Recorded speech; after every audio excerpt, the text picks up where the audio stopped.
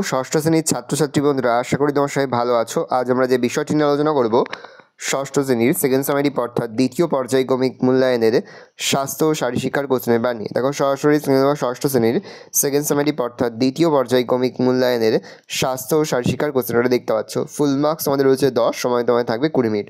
বাকি মার্কস সময় থাকবে প্র্যাকটিক্যালে।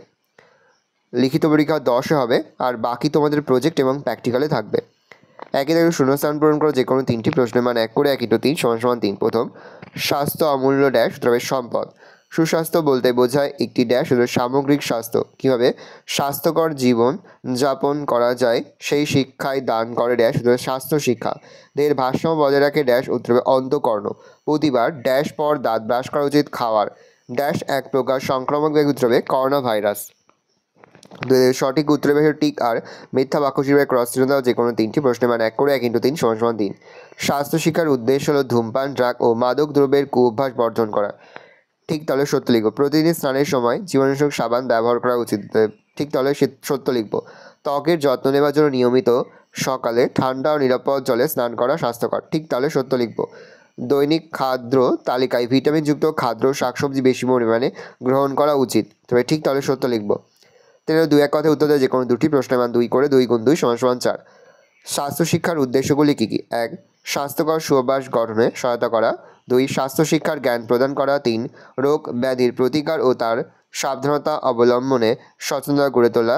4. খাদ্য ও পুষ্টি বিষয়ে সচেতনতা গড়ে তোলা। 5. বিভিন্ন ইন্দ্রিয় অঙ্গের পরিচর্যা ও পরিষ্কার পরিচ্ছন্নতার বিষয়ে সচেতনতা গড়ে তোলা।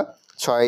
শারীরশিক্ষার কার্যক্রম ও শারীরিক ব্যায়ামের মাধ্যমে দেহের রোগ প্রতিরোধ ক্ষমতা বাড়ানোর বিষয়ে সচেতনতা করা। 7. স্বাস্থ্যকর জীবনযাপন পালনে সহায়তা করা। এখান থেকে যে কোনো 3 থেকে 4টি তোমরা লিখে দেবে। কানের যত্নের বিভিন্ন নিয়ম। 1. স্নানের সময় বা অন্য কোনো সময় কানের মধ্যে যাতে জল না ঢোকে সেই বিষয়ে সাবধান থাকা উচিত। নিয়মিত কান পরিষ্কার করা উচিত। যানবাহন, শব্দবাজি ইত্যাদির বিকট শব্দ পরিহার করা উচিত। কানে অতিরিক্ত ঠান্ডা লাগানো উচিত নয়।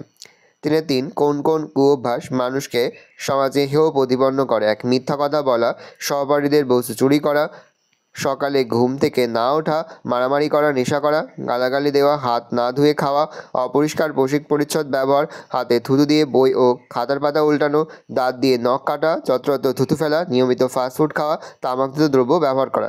শিক্ষার্থীদের জীবনে সফল হতে হলে কী কী বর্জন করতে হবে? 1. দীর্ঘ সময় টিভি দেখার অভ্যাস ত্যাগ করতে হবে। 2. দেরি করে ঘুম থেকে ওঠার অভ্যাস ত্যাগ করতে হবে। 3.